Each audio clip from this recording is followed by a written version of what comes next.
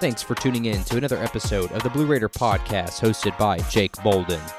Don't miss another Tuesday episode by subscribing to the podcast on all streaming platforms or catch our visual presentation uploaded every week on YouTube. Don't miss our upcoming ticket giveaways by subscribing and following on all Blue Raider Podcast social media accounts on Twitter, Instagram, Facebook, and TikTok at Blue Raider Pod.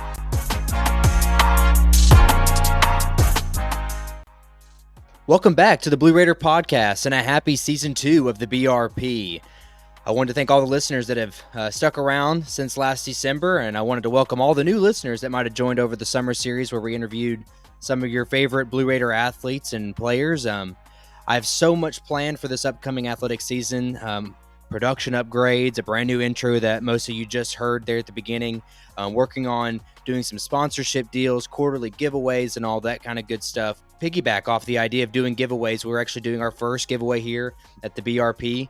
If you haven't seen already on all of our social medias, there's going to be a post out, and I'm going to present it right here onto my screen. So if you're listening on Spotify or Apple Podcasts, you'll have to check out our social media pages at Blue Raider Pod to find this post that I'm talking about. But it's in plain language, says ticket giveaway. If you want to be a part of that ticket giveaway, all you have to do is find that post on social media, like it, follow, subscribe to our page, and then share it. So with Twitter, you just retweet it. With Instagram, you put it onto your story, you tag your friends, anything like that will put you into the entrance for the giveaway. Big thing to note with the giveaway, you can enter up to 5 times with all of our social medias. We have Twitter, Instagram, TikTok, YouTube, Facebook. Find our page, like the post, follow those accounts, and share. And again, that gets you 5 entries. And that's not just any 2 tickets. That's 2 tickets to the upcoming football game against Tennessee Tech. That's sidelines, chair back seats for that upcoming game against the Golden Eagles on the 31st. So I'm excited about that giveaway and so much more. And without further ado, we're actually going to roll into our first interview today. Someone who is a familiar face to the podcast. He's a cohort of mine over at Go Middle. He's we call him the football analyst. He's the guru in my mind. He knows everything there is to know about football, but he has a lot of excitement about this upcoming season. Without further ado, I introduce Austin Lewis. Austin, how's it going, man? It's going well, man. How's it going with you? Excellent. For those that don't know Austin's life, he's moved on to the West Coast. He's a little out of pocket in regards to Murfreesboro, but he's definitely in tune with what's going on here in Murfreesboro. And there's so much to talk about. And I know you're excited because there's just a different energy about Murfreesboro this time of year. Yeah, anytime you're in a college town and it rolls around to football season, and there's an excitement level that comes up with it.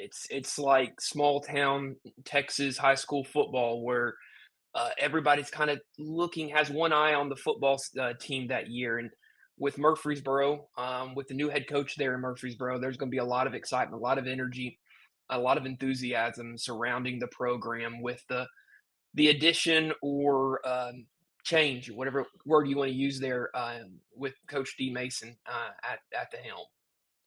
I know you have some input as a guy that's been on the inside there before with the program. Like when we talk about staff, who Mason has a staff, and we've talked, off air about the chief of staff. We have Caitlin Manning now, who just seems to be able to do all the stuff to take some of that off-field stuff from Mason's plate. Makes life a lot easier for him as a football coach. That dynamic seems to be working terrific, and it's only a short tenure he's even been here. Yeah. Yeah, the mechanism, the operation of a football team is huge. Just for scope, I was talking, I think, with my wife about this a couple of weeks ago. Anytime the Blue Raiders go on the road, you're looking at a travel party of 120, 130, maybe even 150, depending on how many people join that trip. And so you're looking at as many as 5 or 6 buses. Those big touring buses you see going down the interstate, you're looking at 5 or 6 of those. If they're flying, you're looking at, a Boeing 737. They're going to have to take buses down to Smyrna, fly out of Smyrna. All of that takes time. All of that takes energy. All of that takes planning to move 150 people fast, efficiently, insecurely right now in our day and age. And that takes a lot of planning, months in advance. My guess is the operations team from Middle Tennessee started planning for this season basically the moment they walked in the office. They were sending out RFPs for hotels, for flights for this upcoming season. The moment they walked in, it takes that much time and that much energy and focus to make sure you find the right hotel and the right flight. Um, for that specific away game. Now, with some of the travel games this year, Middle Tennessee is gone. They know this specific hotel is going to work. They know this specific airliner works well out of Smyrna, and they have some experience. But certainly, Derek Mason's staff, the operations staff, may have some people they've worked with in other stops that they want to try during their time here at Middle Tennessee. So I'm excited to see how things evolve on the operations side, the recruiting side, for Derek Mason and his staff going into year one, and how things maybe change just a little bit from Stockstill for the last 15 years. Absolutely, and we'll have the opportunity to kind of dive into that here in just a second. But to continue with the off-field stuff that's really impressed me, I had the pleasure of sitting in on the fan experience committee last week with Chelsea Floyd, AD of marketing, as well as Lee Mm. DeLeon, who is a fan favorite amongst many. That we were able to kind of game plan and talk Yeah. about what's to come this upcoming year. In preparation. And I don't want to break any news because I haven't seen anything on social media. So I'll allow the MTSU communications department to do all that kind of spiel and stuff. But I will say that the excitement about what they're doing on campus to not only get fans there, to get students there, and I think one thing that they're really doing, and they're putting money and they're putting dollars in the right place, is that if you are within a 10-mile radius of campus, there's not a mystery if there's a game on Saturday. Yeah. If you drive within the vicinity of Murfreesboro, within the campus of MTSU, you know there's going to be a football game against Tennessee Tech on August 31st, and hopefully all the ensuing or all the home games to follow, like the Western and Duke games. So I'm excited to see that finally those dollars are going to an area where they need to be, because it's always been a question of, does MTSU even play this week? So that's exciting. I know that's stuff that you'll see on social media as well, that Mason's plastered everywhere, and that's so good. It's a breath of fresh air, really, because it's really how it should be run. That's how the program should look. Mm. Well, and you and I kind of saw the energy that Derek Mason brought to the table when we interviewed him back in, was it March or April? I Mhm. mean, Derek Mason is a guy who wants to be out. He wants to be in front of people. He wants to be shaking hands. He wants to be kissing babies. He wants to be meeting people. He was at the Easter parade, I think it was.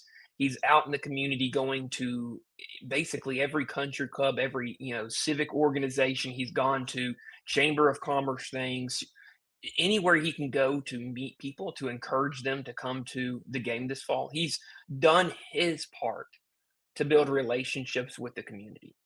Now it's Murfreesboro citizens' turns. It's the Blue Raider community turn to return the favor. And with those signs, like you said, there's going to be no doubt.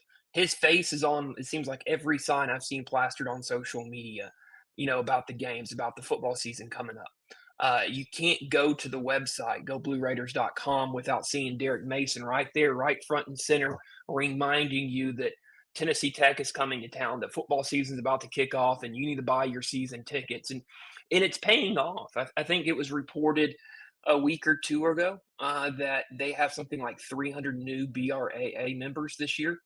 Um, I don't want to put the cart before the horse, but it seems to me that maybe, just maybe, the change at top of the football program and the inclusion of Derek Mason as the leader may be playing a role in the energy that surrounds the program. And I know I've said that 4 or 5 times, but I see it.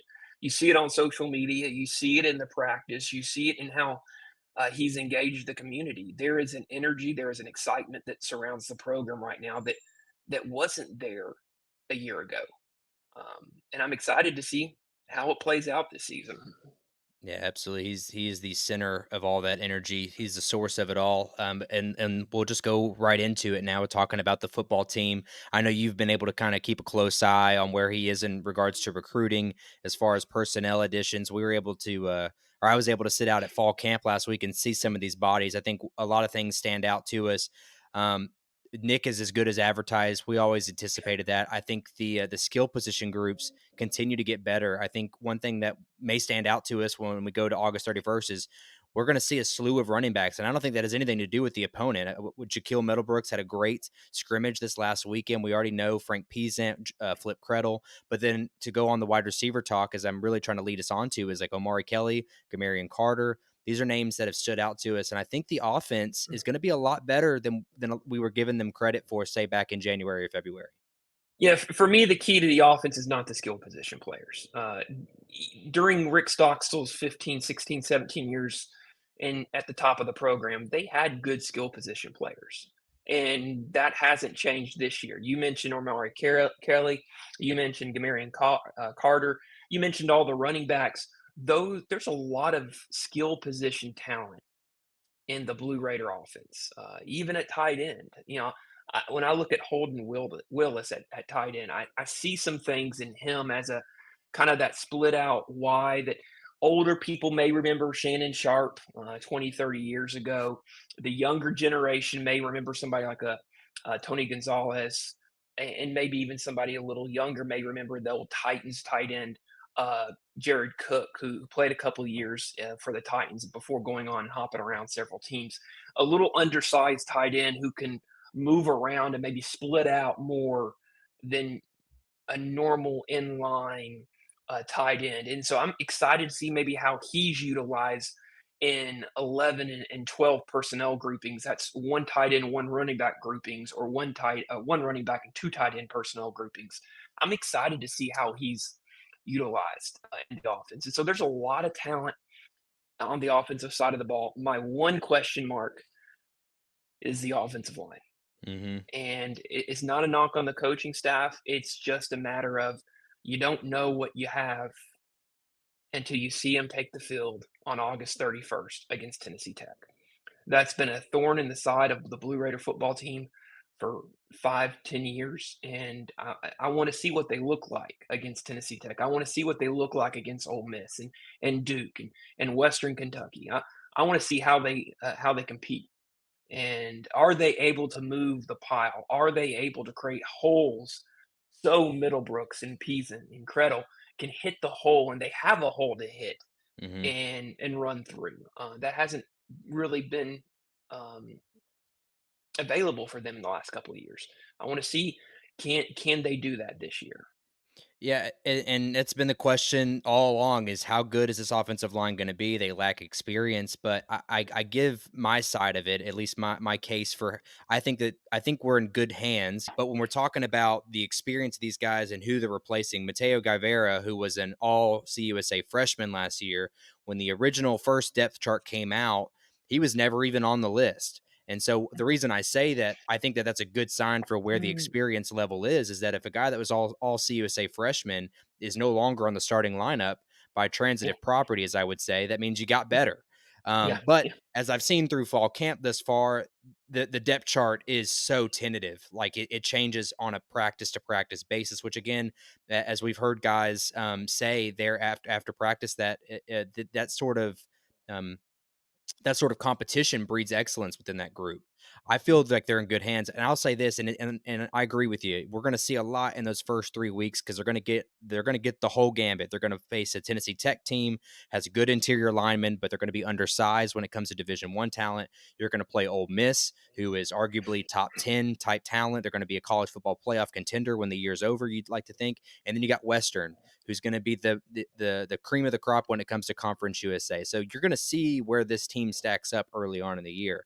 But my point is my concern with the offensive line, I think can lay at rest the fact that one, they're physically better. Two, I think they've improved the coaching staff there.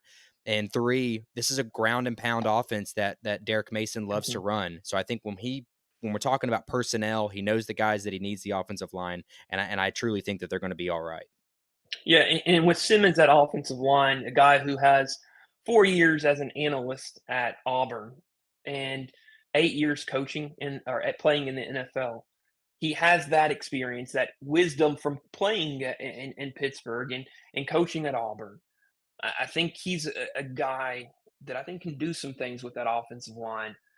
We'll just have to wait and see. I'm a um, prove it to me type of guy, I guess. And I want to see them go out there and I want to see Middlebrook bust off a couple of long runs against Tennessee Tech. I want to see those holes big enough that they can run inside runs against Tennessee Tech. I know those are going to be a little harder against Ole Miss because, like you said, they're a top 10 team, but you would expect those holes should be there against Tennessee Tech. And I want to see that. And I want to see those holes against Western Kentucky because if they're going to be a balanced offensive team, if they're going to be physical, tough, and intelligent, they've got to run the ball and run the ball successfully and consistently every game.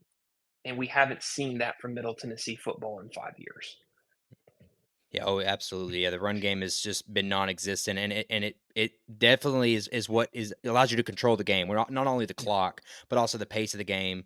But I think for once, I think I feel comfortable that at least this team will have a better opportunity to do so. yeah, Tennessee Tech again is no slouch when it comes to defense. It'll be a top 25 FCS defense. They're returning a lot of guys from that all OVC slash Big South conference, whatever you want to call it nowadays. But exciting to see what they're able to do with the Golden Eagles, but we'll switch our attention now over to the defense. A lot of new faces over there, but one thing you kind of feel confident in is that linebacker group in the front seven. You're replacing some talent at the line, but that's been the area that seems to be getting a lot of attention from the CUSA media poll. You've got like Andy Nwoko from Stony Brook, mhm, who somehow made his way onto the preseason first team, which is a pleasant surprise because you didn't know what you had at edge outside of James Stewart, who had 3 sacks in the spring game. But we'll start with the conversation there at that front seven. Given where things are after fall camp, I think the front seven also looks pretty solid too. yeah. With Derek Mason, Vernon Hargraves at defensive line, Derek Mason and his experience on the defensive side of the ball, and just all the people on that who are coaching on that side, I'm not worried about the defense nearly as much as I am concerned and have questions about the offense. I mean, you have guys with NFL experience all over this place on the defensive side of the ball, and it's hard to ignore that experience and their wisdom and their ability to kind of mold the players and adjust the players and give them not just run at this gap. It's the here's the why. You need your hands here, and you will need to attack the offensive line with this kind of leverage or with your hands in this specific location, and explain the why, so the players can be more complete players. And that's something that the players have alluded to themselves during various media availabilities over the last 6 to 9 months. Is how they're beginning to understand the coaching staff is explaining the why and showing them the why, and that's going to make the entire team a more complete football team.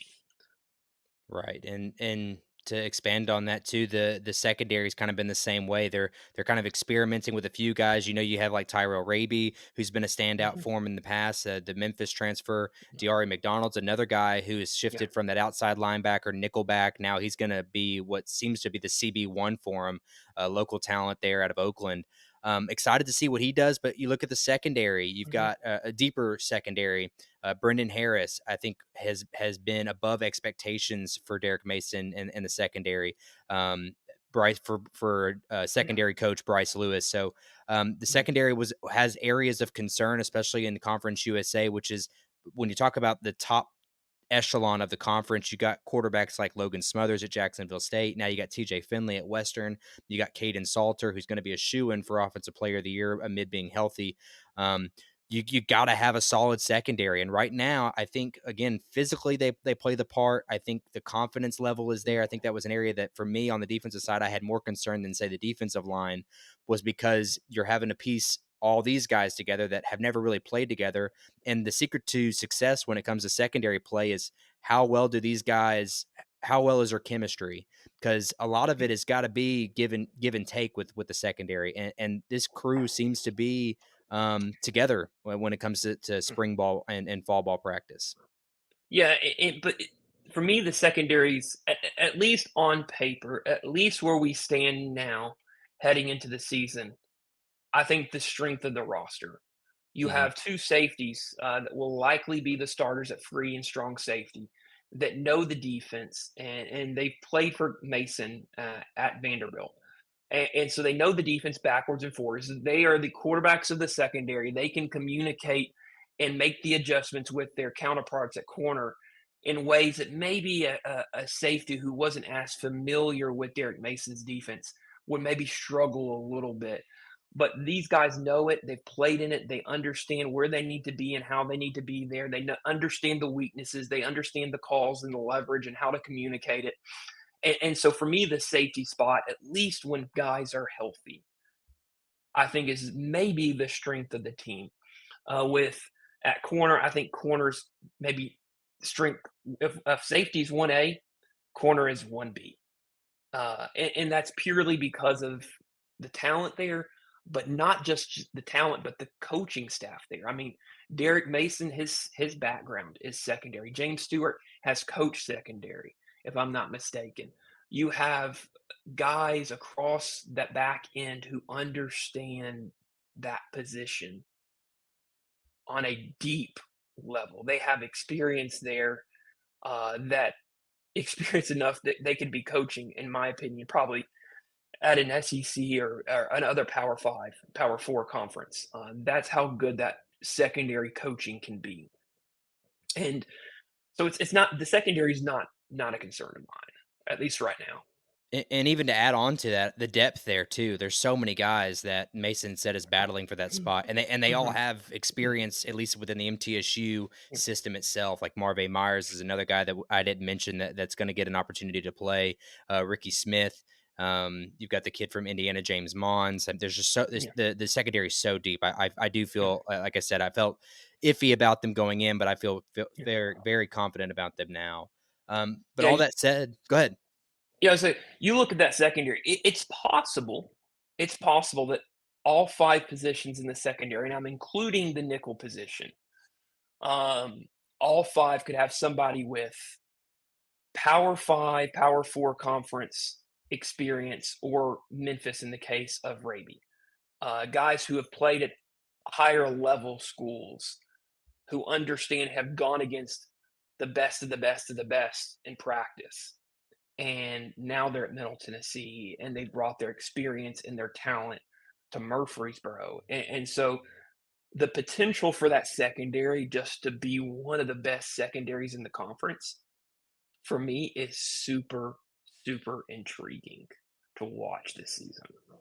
Absolutely. Well, Austin, let's start breaking down a little bit about that schedule. I know you talked about before we came on thinking about where that schedule is going to end up. We know in years past we're just kind of fingers crossed. Let's get to 6 wins and get to a bowl game. Although this year, 6 wins kind of feels you feel really good about 6 wins in Mason's first year. But to be honest, the more I talk to him and the more I see this team, I feel even better about 6-6. I'd even say 7. But you got to find a way to kind of flip one of those middling conference games. I think Jacksonville State's a game. Western Kentucky's a game that you obviously could love to flip early on in the year, and then the Liberty game at home. You have the benefit of 2 of those 3 being at home, Jacksonville State being on the road. But if you're able to flip one of those games, you get to 7 wins. You feel great, Yeah, it starts off difficult. Let's just acknowledge the right? first 4 games of the year, 5 games of the year. Tennessee Tech with their new coach, they're going to be good, but Middle Tennessee should, on paper, should win that game. But then you play top 10 Ole Miss. You play Western Kentucky. Middle Tennessee has not beat Western Kentucky in several years. How much of that was Stockstill? How much of that was Western Kentucky? And how much of that was in the heads of the players? And then you go from Western Kentucky to Duke with new head coach Manny Diaz, and then Memphis. So the first 5 games are going to be difficult games. If you can make it through that stretch 2-3, the odds of going to 7 wins increase dramatically. But if you're sitting at 1-4 going into Louisiana Tech in October, uh, it's going to be rough. Getting to 6 wins is possible, but 7 wins becomes extremely difficult once you get to Louisiana Tech. If you cannot go 2-3 in the first 5 games. Absolutely. I broke that down ad nauseum when at fall camp there with Shane Pickering 2 weeks ago to cap off the summer series was that mid game stretch after your five. So you start the year off with that 5 game stretch. You finally get yourself a bye week, and then you have 3 games in 2 weeks. Which, speaking with Coach Mason, off camera, it's brutal. It's a brutal to a Yeah. team to have to perform 3 games in 2 weeks, and on top of that, luckily you've got Louisiana Tech and Kennesaw State at the beginning of that, but you end it with Jacksonville State, who is, your Hmm. top tier, going to be pushing Western Kentucky for that 2 spot in the conference. So you hate to finish that stretch there, but that's how Conference USA is. Everyone's having to work with those Hmm. quirks and those kind of things, and that's another thing that Mason has spoken Hmm. about. He's going to have to figure out. It's something that he's just going to have to play with his first year here at Conference USA, see how things are going to play out for his team, and see where that comfort level is with the guys. Give him the necessary breaks during that 14-day period. But he's got to learn it just like all of us do. Yeah, and once you get past that 14-day period with Kennesaw State and Jacksonville State and Louisiana Tech, once you transition and get past that 3 game, you have UTEP. Well, UTEP has a new head coach in Scotty Walden. Liberty is still Liberty. Liberty still has talent all over the field. New Mexico State is perhaps not the New Mexico State we're familiar with under previous head coach Jerry Kill. But and then you close your season out with FIU. You think of the last 4 games, there's the potential to go 2-2, maybe 3-1. So if you break down the season into quarters, or let's even do it this way: break down the season into 4 games, three groups of 4 games. The first 4 games, if you can go 1-3, you're doing good. You go into the next group, if you can go maybe 2-2, you're doing pretty solid. It's that makes the last four is going to make the difference between bowl eligibility and sitting at home in December. And here's the key for me, when it comes to bowl. If you can make it to a bowl in year one for Derek Mason, he wouldn't say this because he's a competitor and he wants to win all 12 games. And I would love for Middle Tennessee to win all 12 games. The excitement in the borough, if Middle Tennessee pulled that off, would be Hmm. incredible. But let's live in a real world where the likelihood of that happening is slim. If you can get to 6-6 and get to a bowl, you're looking at 2 to 3 weeks of practice for the football team. 2 to 3 weeks where freshmen are getting a couple extra weeks of reps for their development. Guys who may be redshirted didn't get a lot of reps because they were redshirting. They were farther down their depth chart. Now they get 2 to 3 weeks where they get a couple extra reps to grow and to develop. That lays the groundwork for 2025. That sets the momentum and puts some momentum in Derek Mason where he's going on the recruiting trail saying, look, in year one, I went bowling. Think about what I can do in year two. Hmm. And so it sets the wheels in motion for 2025 and into 2026 when the schedule becomes just a little more favorable for a 8-4, a 9-3 type season. And that's where Middle Tennessee fans want to get. They want to get to the 8-4, to the 9-3, and the 10-2 seasons where you're competing for a conference championship and a Conference USA championship game in Murfreesboro. Absolutely. And I think that a lot of people are testing that 5 year timeline that his current contract is under is, Yeah, can he find a way to a Conference USA title game within that 5 years? yeah, And with the amount of leeway that he's had this first year, he has so much momentum built up. I always caution fans, one thing, to just take the season with a grain of salt, because the reality is he's got 60 new players. He has a brutal non-conference schedule, mhm, and let's face the facts here. With 4 of the first 5 games being so tough, there's a real possibility that if we come out of that unhealthy, we come out of it with injuries. This could be a bad season. Let's just put that out on the table. I don't wish mm, that into existence, obviously. There's a real chance that this comes out to a rough start, a rough first season.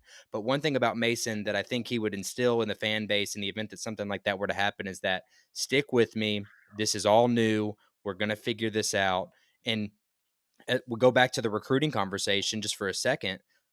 he's got these guys in place. He's he's going to be able to have these guys ready for that 2025 season, 2026 season. I've been impressed. Oh, I know we've talked about this with our Go Middle group, the fact that we're competing with Western Kentucky, we're competing with Vanderbilt, we're competing with Memphis for recruits, something that hasn't happened in quite a while. That sets up for a promising future. So I know I started this off with a pessimistic view, but the reality is that there's an optimistic outlook in 3 to 4 years with this program behind Mason.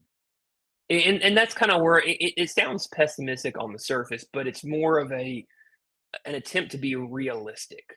If any one of our listeners went into their jobs today and they were replacing half of their workforce, half of their coworkers had been replaced, there's going to be some bumps in the road. If you work in fast food, somebody's fry is not going to get fries in their bag. If you're working on the assembly line at Nissan, there's a high probability that some car is not going to have a screw somewhere where it should be a screw. Uh, if you're replacing half of your workforce, half of your team, there's going to be some bumps. And so for Derek Mason, for Middle Tennessee, and for the Middle Tennessee fan base, my challenge for them is to endure the bumps. They are going to happen. He's replaced half the team, but he's laying the groundwork for 25 and 26. Anytime you bring in a new coach, whether it's football, basketball to a lesser degree, but especially with football, you're looking at 2 to 3 years down the line before you see the real impact that they will have. They've got to get their players in. They've got to develop their players, and Mason's been straight up with the fan base. We are a developmental program. And so I'm interested on a small side note, how being a developmental program affects 2025 and even 2024 from this extent. How many players, how many freshmen that can play don't play Hmm. and are redshirted to set the stage for a better and a stronger 2025 and 2026 season because they've had a year in the weight room, a year to develop, and a year to redshirt and just kind of learn what it takes to be a Division One athlete. And so if you can endure the bumps, the growing pains of 24, the possibility and probability of success, I think becomes more probable in future years. But the fans have to stick by him. Fans need to realize this is part of the process. Growing pains are going to come, and just stick by him until 25 and 26 and see where you're at in 25 and 26 before making any final judgments on the Mason era. I agree. And moving into this season, I was so excited for the start of it. But 2025 is a year that I've had my eyes on looking at this recruiting class that's coming in, as well as, like you Mhm. said, the youth and the experience that they're going to gain this first year under Mason. So, Yeah. Austin, it's been a pleasure having you back on the show. Always give the fans where they can follow you on social media. I'm on Twitter or X or whatever it's called today at Austin Lewis TN. Austin Lewis T as in the postal abbreviation TN, postal abbreviation for Tennessee. You can find me there. Follow me, shoot me a DM. Be happy to talk Blue Raider athletics there. Of course, and we're always over on the Go Middle forums as well, talking about games. And Austin, I'm sure we'll have you back on at some point when we have a reaction episode after what we hope to be a successful season. Yeah, let's do it. Did you know the Blue Raider podcast has an online store? You can now support your favorite podcast by checking out our selection at our website, blueraiderpodcast.com. And stay tuned for new merchandise releases as we collaborate with athletes in NIL partnerships. Joining us now on the Blue Raider podcast, going into her 8th season as a part of the Lady Raiders volleyball program and her second as associate head coach. It is associate head coach Jenna Orner. Coach, how you doing? I'm good. Thanks, Jake. I am excited to talk about your upcoming season, and there's a lot of reasons for that. One thing is that the program itself, and you've been a part of the transition over the last couple of years where things are trending upwards for you guys. You go to the COVID year, things were a little bit down, a lot of questions, you had injuries, all sorts of stuff going on, and now you get your first 21 season, and I believe it's just over a decade now. You got an invitation to the NIVC, so things are looking up for the volleyball program. Yeah, I think when we first got here, when Chuck was hired, it was one of those that we knew it was going to be, a slower climb to make sure we built things the right way.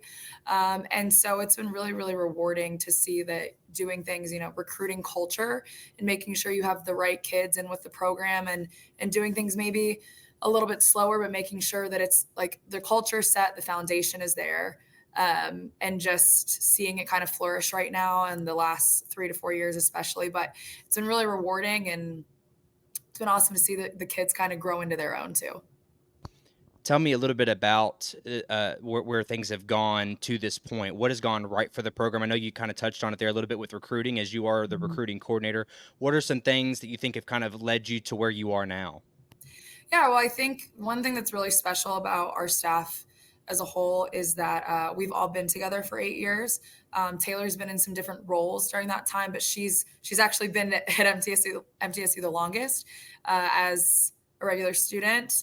She was a student manager and then a GA, and then obviously full time now. So what's been really cool is like that's such a rare thing that you see nowadays, and it's really become this family within the staff, which then trickles down. And so I think we sat down about 4 or 5 years ago, and we were really like, what do we want to be known for? And what does our culture stand for? And who are we?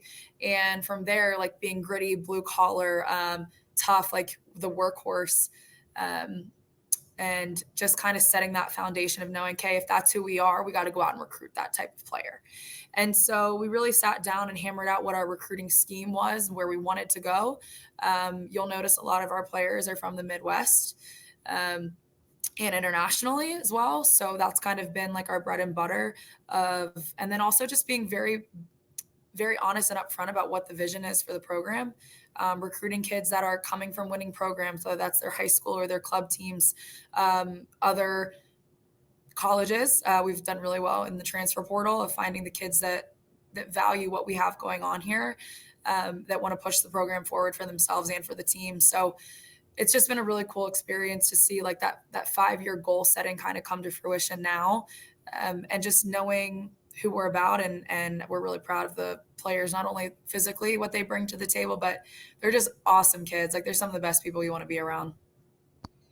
And there's so much to unpack there when we talk about the upcoming season as we're previewing it today.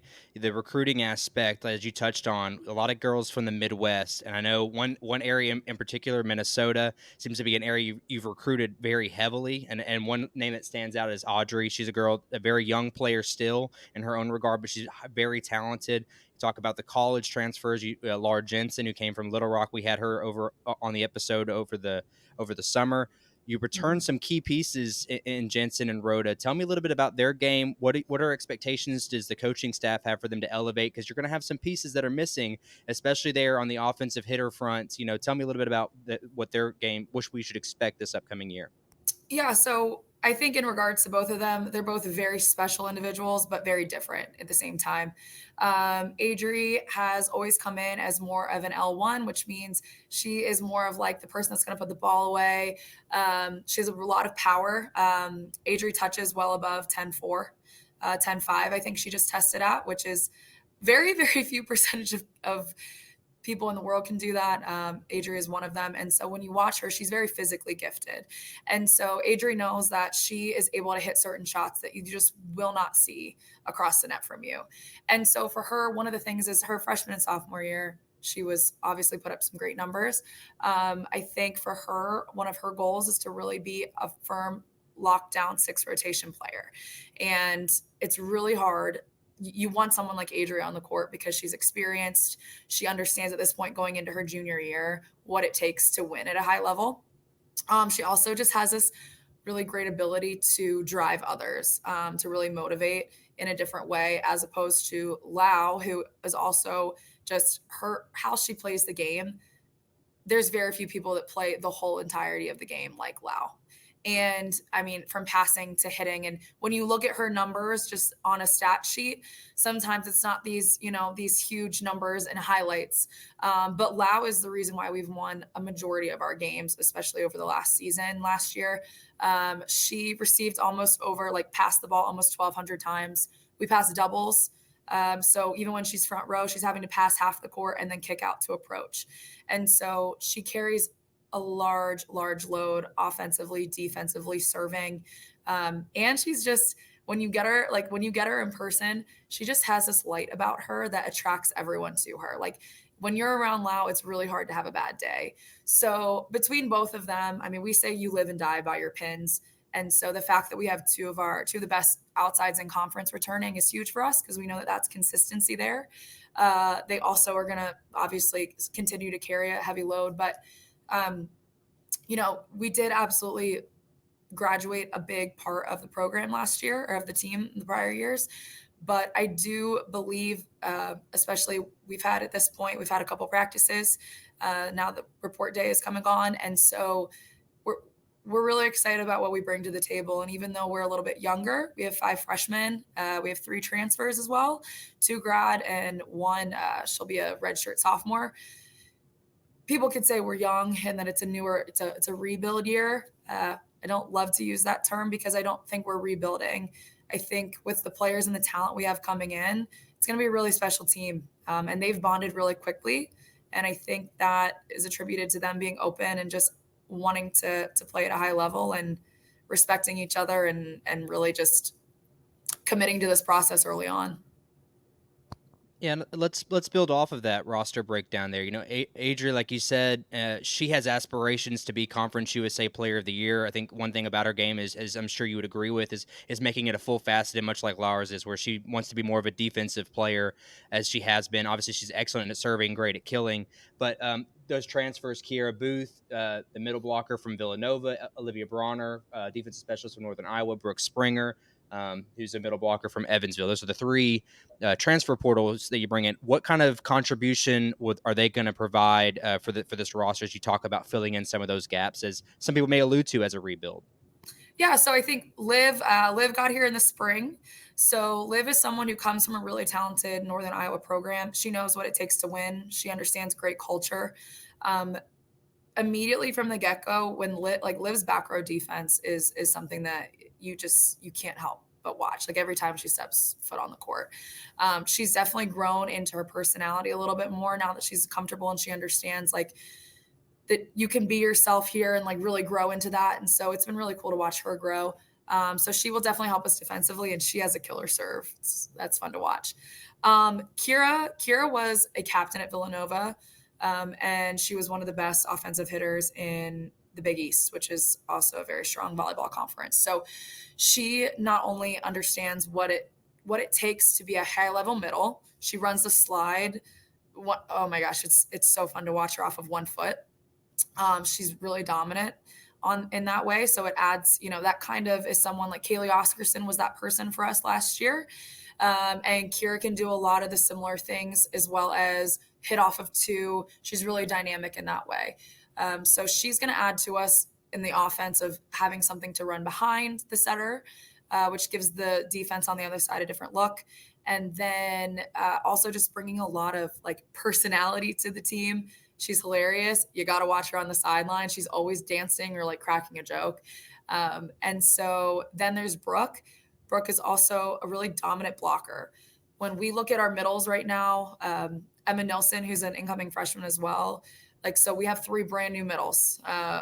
So that has been really fun to kind of train because they're really hungry to buy in right away. All 3, I really believe, will have some playing time this year.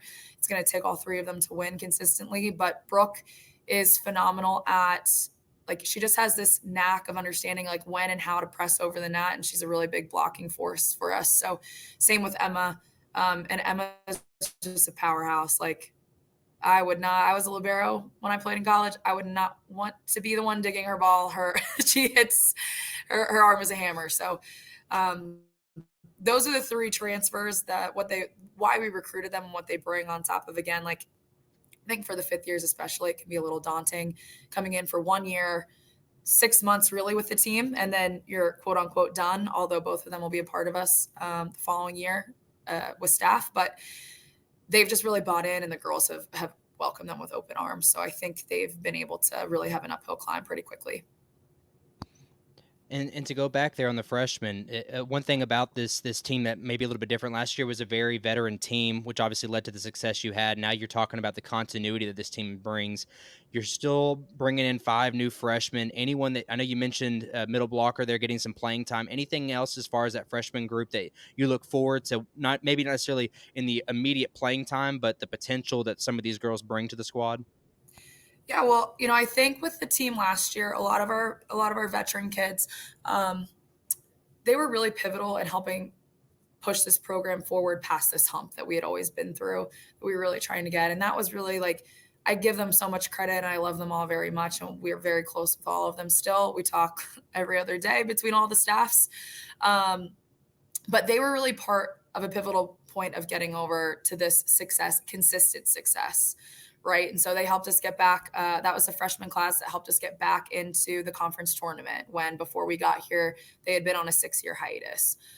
They got us, back to being in the tournament consistently, getting postseason bids to the NIVC. So they are incredible. I think with this freshman class coming in, all of them were recruited and with the expectation of not just, the getting to the conference tournament is bare minimum in our eyes now of where we're at with the program, an expectation, if you will.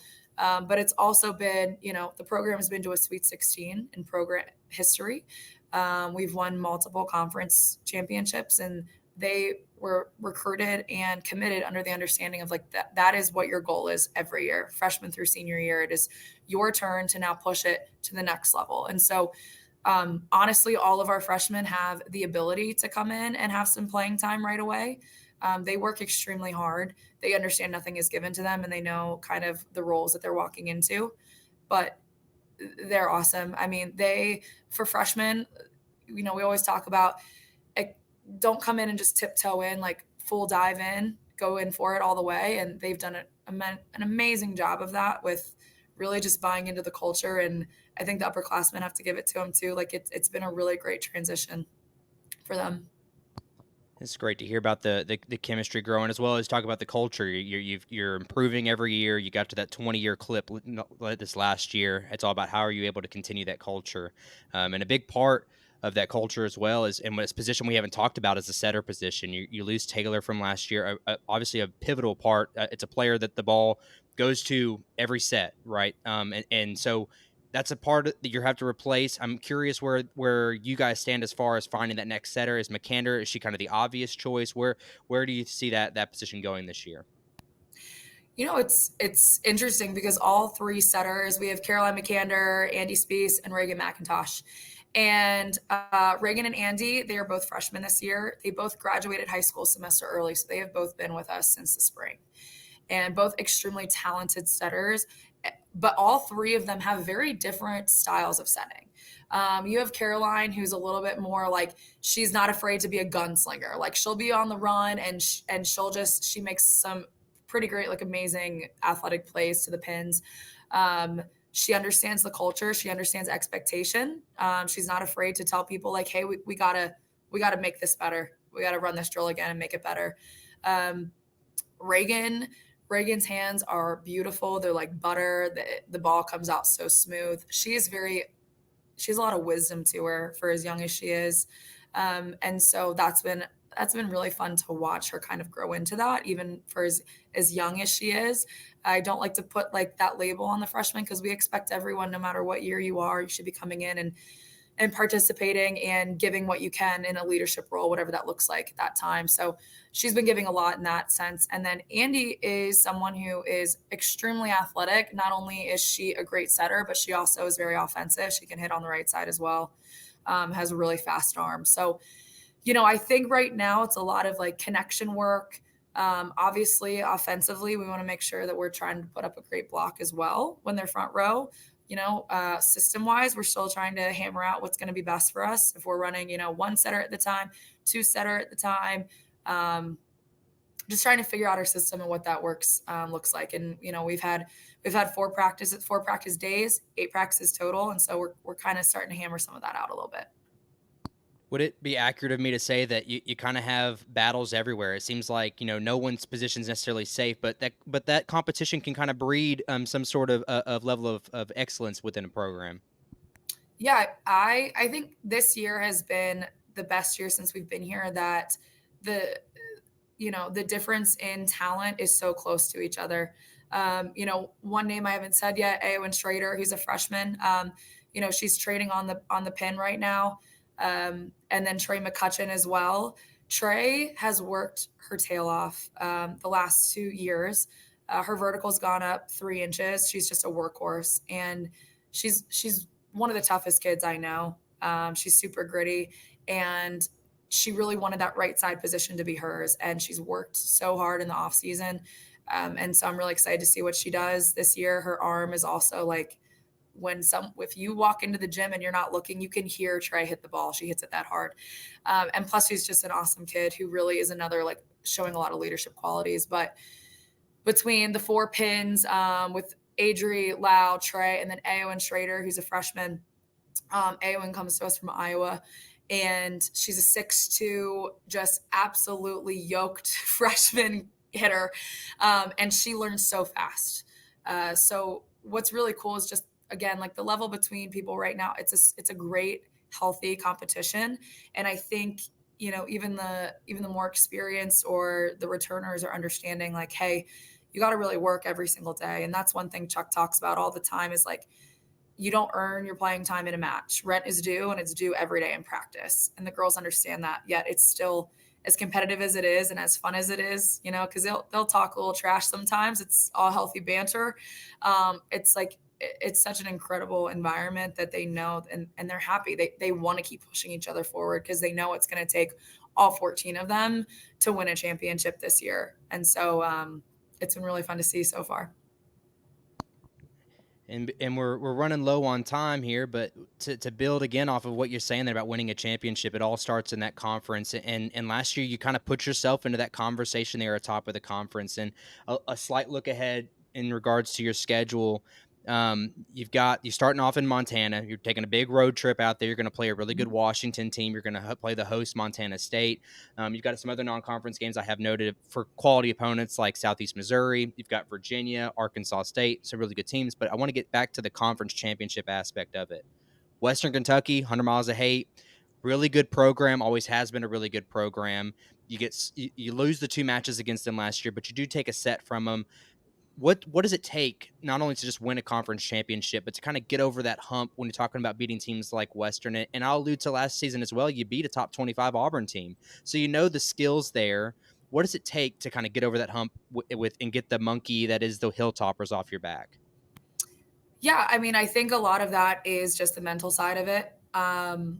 We have a lot of built up frustration in knowing that our girls are very capable for anyone. And one of the things that we talk about is, I think that the top 25, the Auburn win last year, really just showed them, like, it doesn't matter what logo is on a jersey. We're not afraid to play anyone at this point, respectfully. It doesn't mean we're gonna have an undefeated season. It just means that we want to make sure that we are really, like, the mental side of our culture, right? Like, we're gritty, we're tough. We will not be outworked. We're going to outwork you, and you're gonna have to swing to beat us, because defensively, that's been a huge focus.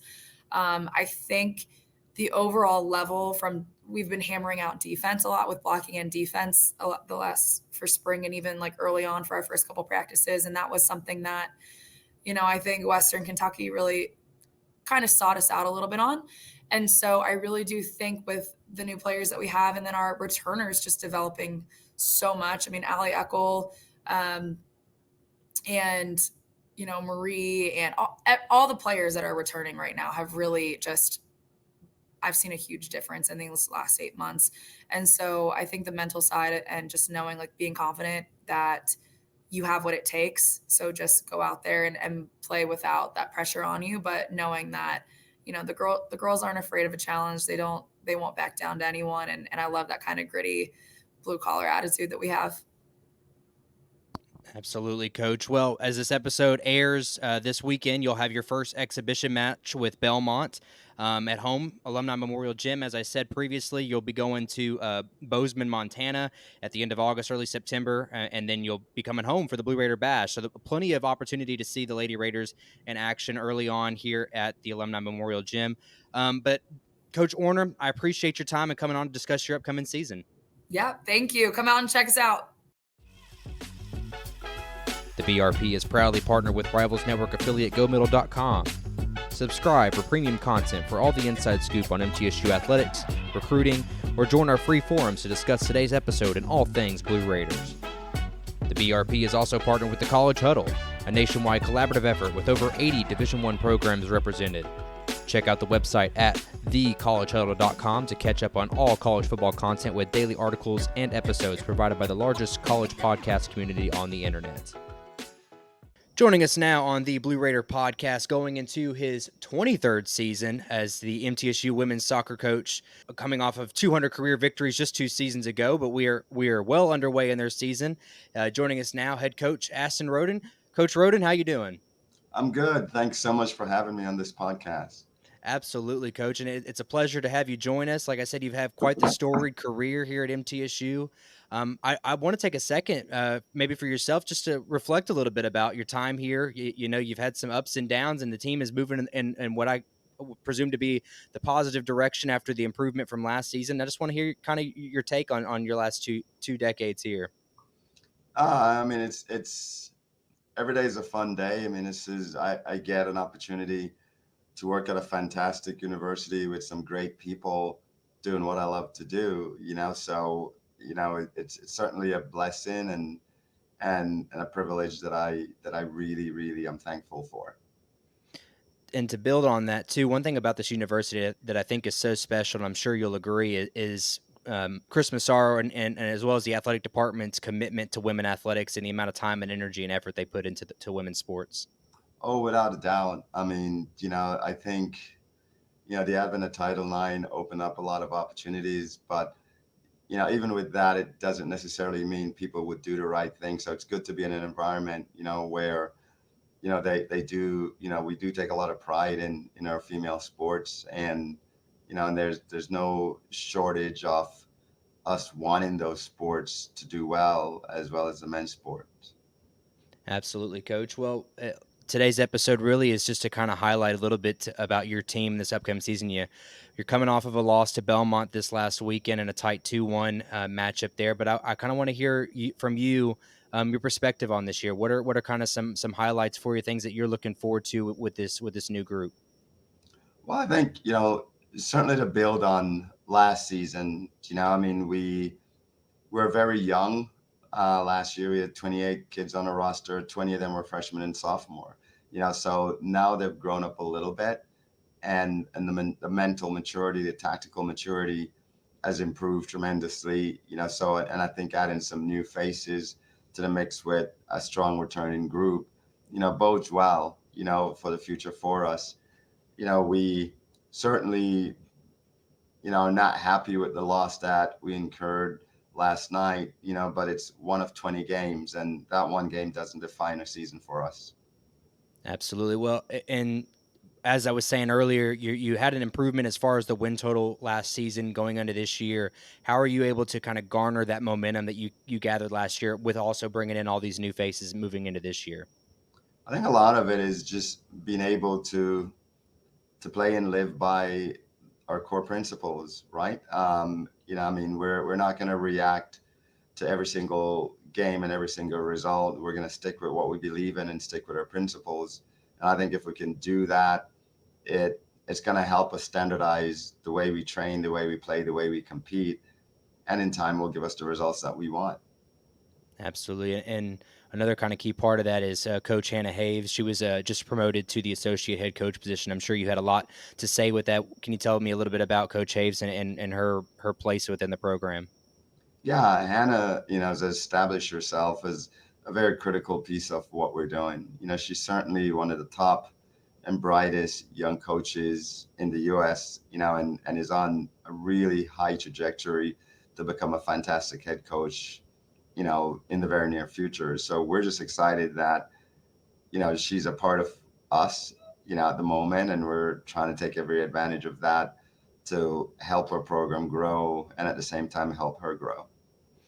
And her place is in regards to the whole recruiting aspect of it too, because soccer is kind of unique in relative to other sports. You know, you have a lot of international players on your roster. You have to kind of travel quite a bit. There's good soccer in the mid-state, but tell me about her place as well as the coaching staff in general. How you're able to cover all that landscape of all these talent throughout.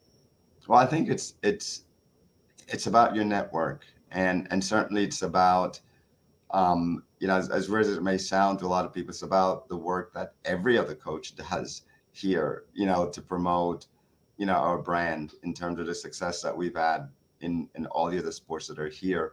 And so that generally helps us, all of us when we go out recruiting, and certainly as far as being able to cover the landscape when your brand is out there, it doesn't really matter where you go. There's always a Blue Raider, or there's somebody who knows about the Blue Raiders.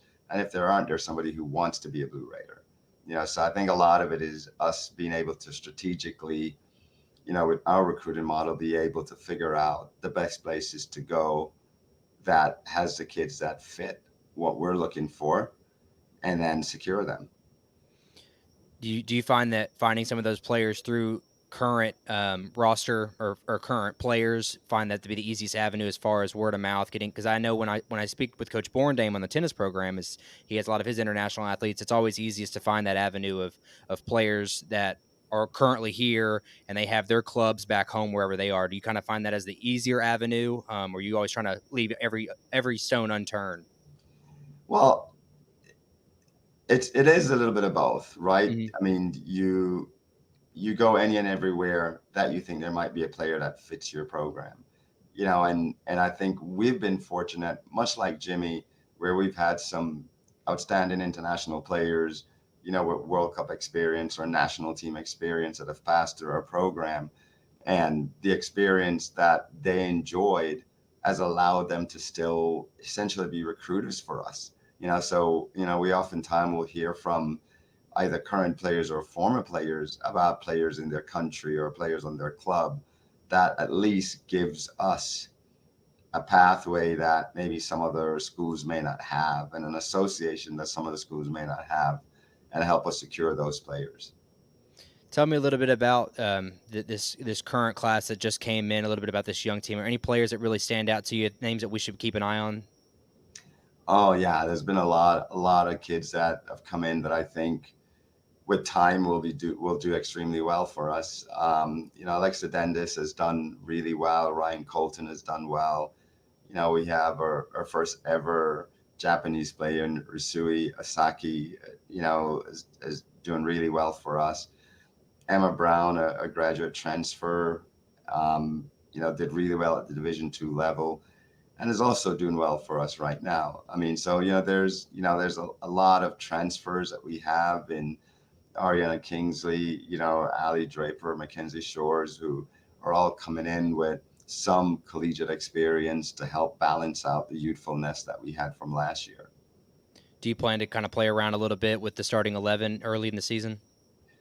Yeah, I mean, we're still somewhat, as much as we just played our first game, we're still trying to discover just certain combinations that work, that will allow us to determine, where do we go within the first 30 minutes of a game versus the first 45, and what rotation works best and who works best with each other. So we're still trying to figure some of those pieces out. We're close to having that rotation settled in, but as you know, soccer is a sport where different kids start peaking at different times, and when you have young players, it's about how quickly can they adjust to the speed of the college game. And some kids, it takes them 2 games, some kids it will take them 10 games, and I think that in itself is a good thing, because it means for us, there might be a player that shows up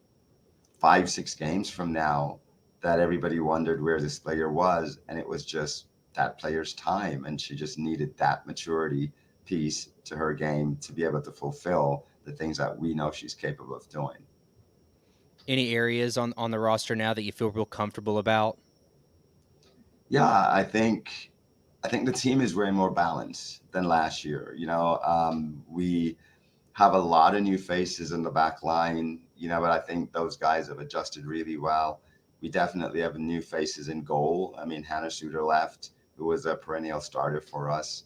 And now, we have Demi, Cal, Emily that are battling for a starting role in that area. The midfield has changed quite a bit, so there are new faces with, Arasaki in there, with Dunez, with Colton, so those are some new faces in there.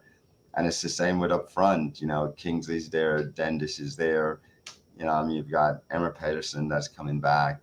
So I think it's just a lot more balance, and there's a lot more depth, which hopefully over the course of the season will prove to be beneficial for us as other teams start weighing in. We can start bringing in new and fresh players that are just as capable. One area that stands out for those that follow a lot of Lady Raider soccer is the loss of Caroline Manley. Obviously, a 4-year captain for your squad. Is that kind of an area that are you needing that leadership, or has that role kind of been filled from some experienced players already?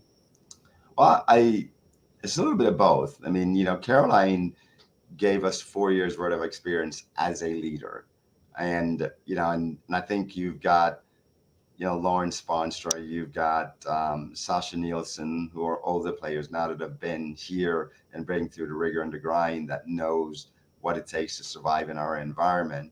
But I also think a player like Emma Brown, who has had 2, excellent years in terms of her accolades at a very strong Division II level, is coming in with a lot of experience in the back to help us balance that with some of the young players that we have. So I think that group, in some respect, is probably the most experienced outside of our goalkeeper in our program. I think they've experienced probably the least amount of change.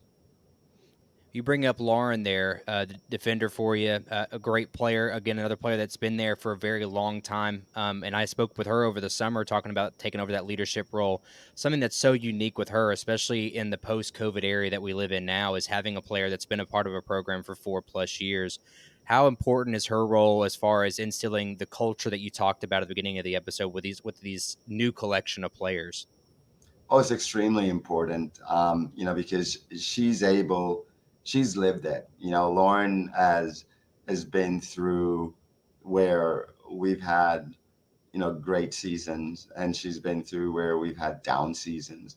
And so, she's lived through it all and is able to help keep the team in a sense of neutrality, where we're not overhyping the great things that happen, but we're also not living down and being depressed about the drop seasons that we've had, because I think, for her having experienced both, she now is able to see the potential that this group has relative to groups that she's been on, and I think she'll be the first to tell you that she's so much happier with the group and where they are and how talented they are, and, and what, we really should be able to accomplish this year. Absolutely. She's a great character on and off the field. I know that she's someone that, again, just kind of exudes that principles that you instill in your players. Yeah, I mean, she's done really well, and her development path has been fantastic. I mean, she started as a freshman, didn't see much playing time, and was able to stick through it, believe in what we believe in us, believe in herself. And now, she's set in as an all-conference player, and hopefully we'll be able to repeat, if not enhance or improve on some of the accolades that she won last year.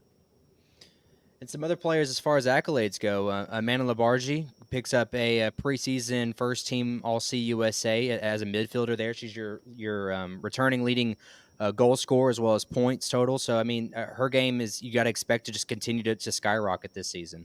Yeah, I mean, Manon is a student of the game, and I think that's what makes her special. She likes to learn about the game and the different things that are happening and the ways to play. And I think that, that quest that she has for knowledge as well as just her passion for the game, is something that's going to take her extremely far. So we're excited that she's a part of our group. Absolutely. Another one goal scorer returning is Faith Agee, a player that totaled 4 goals, 9 points as a forward, and I would assume you're kind of expecting her for her production to pick up this year. Yeah, I mean, Faith has been training well, and she's going to score some really nice goals of training for us. I think right now it's a matter of helping her to transfer some of those into the college game and into this league. But she certainly has the ability to unlock games, and she has the ability to win games extremely late for us. And that's something that we lacked last year. But I think with a little bit more time, Faith will be able to help us do those things. And I want to talk about schedule now. The one thing about it, if there was ever an advantageous home field advantage ever, it would be this schedule right here. You got 11 home games, you got 10 left now, and then you got 2 road games that are within 100 miles of Nashville and Huntsville. It's got to play to your advantage, as I said, being home almost the entire season, it feels like. Yeah, we've got, like I said, I mean, when we built this schedule, you always look at where your team is and what they need and what opponents might fit them and how does that flow into the full schedule. And I felt with the maturity that we lacked in last season was we needed to play a lot more at home to prepare us for conference play than we did on the road. Because we do have some really tough games on the road, especially in conference.